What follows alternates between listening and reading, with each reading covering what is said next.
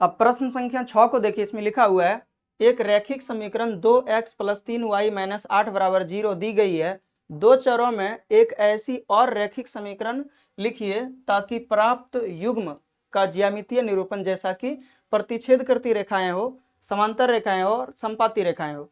तो सबसे पहले तो हम लोग 1 नंबर का प्रश्न को बनाएंगे, उसके बाद फिर दूसरे और तीसरे को बनाएंगे। तो यहाँ पर देखिए पहला जो समीकरण है हमारे पास दिया हुआ है 2x + 3y - 8 = 0, और प्रतिच्छेद की स्थिति में आपको पता होगा कि a1/a2 not equal to b1/b2 होता है, मतलब दोनों बराबर नहीं होता है। और ऐसा ही हम लोगों को दूसरे समीकरण में ऐसे यानी कि अंकों को लेना है a1, a2 और b2 के स्थान पर, ताकि वो दोनों बराबर आपस में ना आए। तो सबसे पहले तो हम लोगों को लिख देना होगा सॉल्व, और उसके बाद लिखना है चूंकि प्रतिच्छेद की स्थिति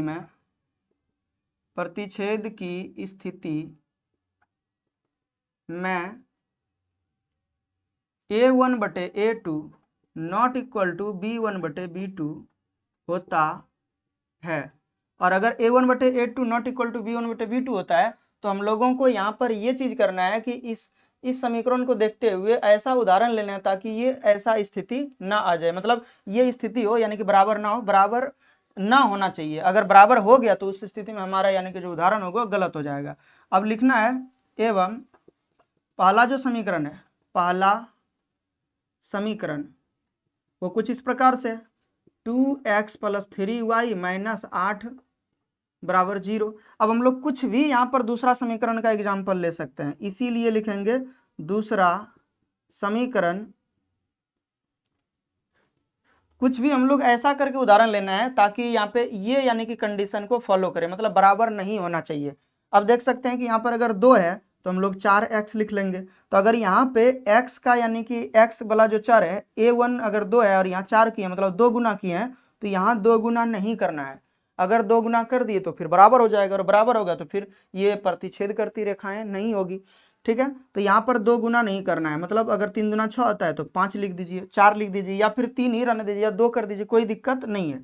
तो यहाँ पर 4x + 5y और -8 को 8 ही रहने दिए, हालांकि कुछ चेंज भी कर सकते हैं, कोई दिक्कत नहीं है। तो ये एक तरह से यानी कि एग्जाम्पल हमारा यानी कि जो बन के तैयार हो गया, जो उदाहरण देने के लिए जो बोल रहा था, एक रैखिक समीकरण का जो यानी कि एग्जाम्पल देने बोल रहा था, ये इस प्रकार से ज्ञात हो चुका है। अब अगर मान लीजिए कि समीकरण 1 और समीकरण 2 से आप जांच करते हैं a1/a2 b1/b2 और c1/c2, तो a1/a2 और b1/b2 बराबर नहीं होगा, और नहीं होगा तो फिर प्रतिच्छेद करेगी। हालांकि आप ग्राफ भी बना के इस समीकरण को देख सकते हैं, जो आपको बताए थे यहाँ पर कि अगर एक का 2 गुना कर रहे हैं और बराबर अगर नहीं लाना है तो दूसरे का 2 गुना नहीं करना है, सिर्फ कुछ दूसरे नंबर को हम लोग ले लेंगे। ठीक है, उसी प्रकार से अगर हम लोग दूसरे सवाल को बनाएंगे, यहाँ पर बोल रहा है कि समांतर रेखाएं हो, तो यहाँ पर लिख देना है चूंकि समांतर, यहाँ पे सॉल्व लिख के उसके बाद बनाना है चूंकि समांतर की स्थिति में a1/a2 = b1/b2 is not c1/c2 होता है। और अगर ऐसा होता है तो हम लोग इसी हिसाब से यानी कि एग्जाम्पल को सेट करेंगे। एवं पहला समीकरण देख सकते हैं, यहाँ पे पहला समीकरण है 2x + 3y - 8 = 0। अब यहाँ पर देख सकते हैं दूसरा समीकरण क्या हो जाएगा, इसीलिए दूसरा समीकरण जो होगा वो देख सकते हैं कि यहाँ पर 2 को बराबर होना चाहिए, a1/a2 b1/b2।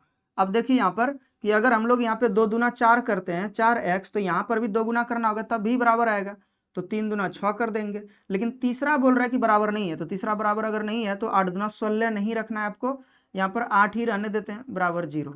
मतलब 16 के अलावा कुछ भी लिखेंगे तो ये यानी कि इस कंडीशन को फॉलो करेगा, इसमें कोई दिक्कत नहीं है। जैसे यहाँ पे 2 दूना 4 हुआ, 3 दूना 6, मतलब 2/1 2/4 करेंगे तो 1/2, 3/6 करेंगे तो 1/2, लेकिन 8/8 हो जाएगा, 1 आ जाएगा, मतलब 2 को तो बराबर होगा, तीसरा बराबर नहीं होगा। तो यही यानी कि हम लोगों का ये आंसर ज्ञात हो चुका है। अब तीसरे प्रश्न को अगर हम लोग बनाएंगे तो सॉल्व लिखना और उसके बाद लिख देना है यहाँ पर चूंकि संपाती की स्थिति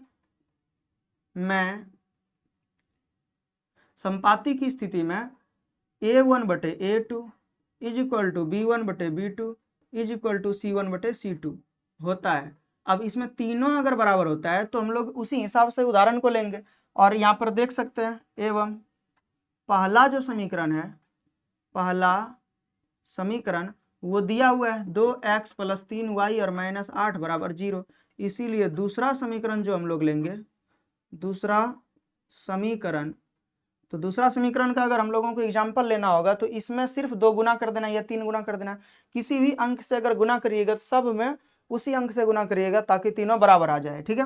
तो अगर 2 से गुना करेंगे तो 4x होगा, यहाँ 2 से गुना करेंगे तो 6y हो जाएगा, और यहाँ पे 2 से गुना करेंगे तो -16 हो जाएगा बराबर 0। अब देखिएगा यहाँ पे ज्ञात करके कि 2/4 करेंगे तो 1/2 आएगा, 3/6 करेंगे तो 1/2 आएगा, अगर -8/-16 करेंगे तो यहाँ भी 1/2 आएगा, मतलब तीनों बराबर होगा। तीनों बराबर होगा तो इस स्थिति में संपाती होगा। हालांकि यहाँ पर हम 2 से गुना किए हैं, 2 से ही गुना करना जरूरी नहीं है, 3 से भी गुना कर सकते हैं, 4 से भी गुना कर सकते हैं, किसी भी अंक से गुना करके आप दूसरे समीकरण को ले आइएगा। तो किसी तरह का इसमें कोई प्रॉब्लम नहीं है। बाकी यहाँ पर ये आंसर हो चुका है। अब ये 6 नंबर का प्रश्न पूरी तरीके से खत्म हो जाता है।